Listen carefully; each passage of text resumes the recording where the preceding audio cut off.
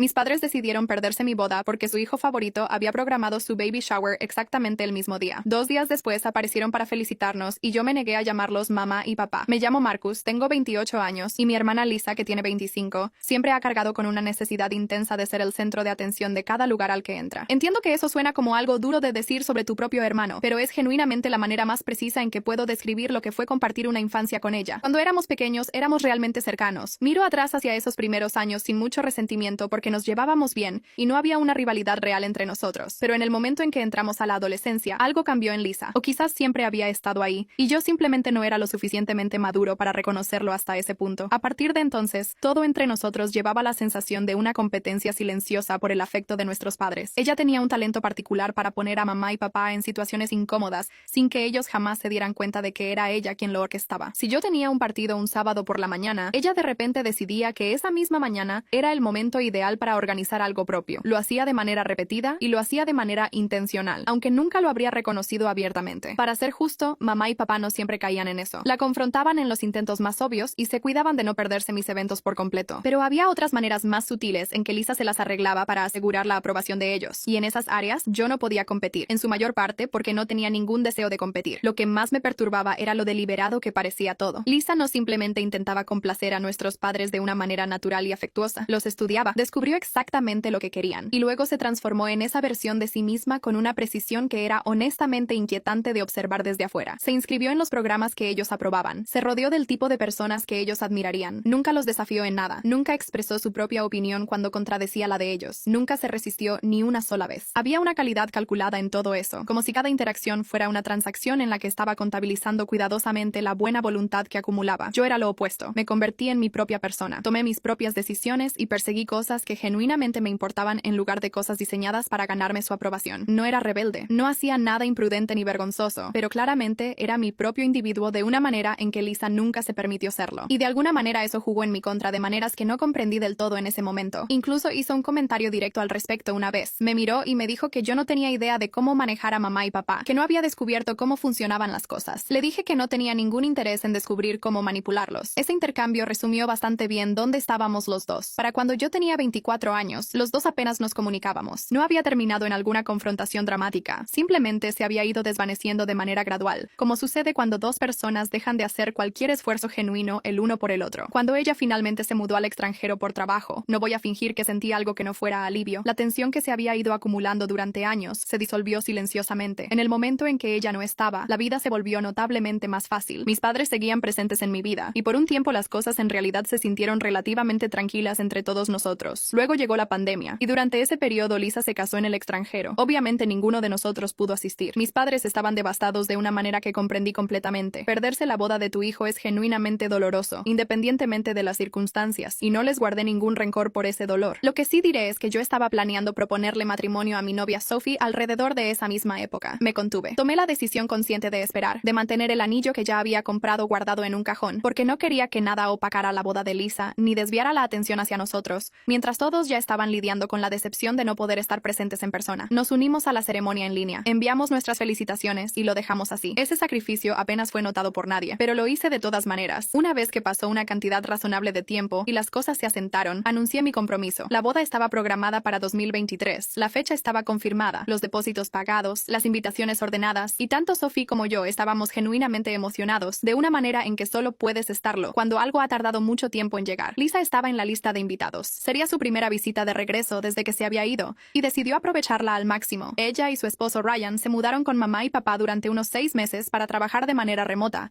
y pasar tiempo extendido con la familia. Cuando llegó, también anunció que estaba en su primer trimestre de embarazo. Esa era una noticia maravillosa, lo digo sinceramente. Estaba feliz por ella y feliz por la familia, y no pensé ni por un solo momento que su embarazo sería utilizado como un arma en mi contra. Eso fue ingenuo de mi parte. Si no quieres esperar la parte 2, puedes ver la historia completa en mi canal de YouTube. Solo haz clic en compartir y luego en más y después en el enlace de YouTube aquí en mi perfil.